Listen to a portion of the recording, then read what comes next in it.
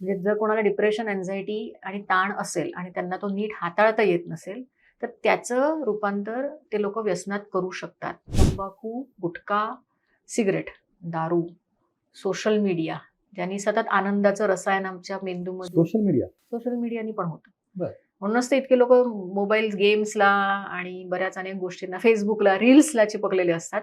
तुम्हाला झोप येत नसेल, तुम्हाला जर कुठल्याही प्रकारचं व्यसन असेल म्हणजे दारू, म्हणजे त्याने तुमचा दिवस जात नाही. जे असतं ना की जात नाही म्हणजे याच्याशिवाय आता होत नाही बाबा बघितल्याशिवाय. ते झालं व्यसन आणि तुम्हाला जर व्यसन असेल तर कुठेतरी तुम्हाला मानसिक आरोग्य बिघडल्याचं ते लक्षण आहे. तर तुम्ही जे इतकं माइंडसेट घेऊन इथे येता, फिक्स माइंडसेट घेऊन जातीचा, खरंच तुम्ही त्या व्यक्तीवर प्रेम करू शकता का की ते शारीरिक आकर्षण आहे? त्याच्यातून काहीही हातात येत नाही.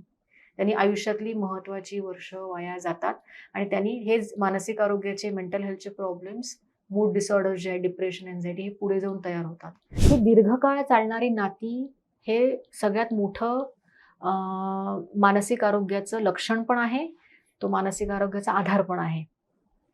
आपली नाती सध्या दीर्घकाळ चालतच नाही, कुठलीच नाही. म्हणजे मी मुलं पण बघितली आहेत, मुली पण बघितल्या आहेत, की मल्टिपल रिलेशनशिप का करतात? Because they want to deal with their own stress with the relationship or sex.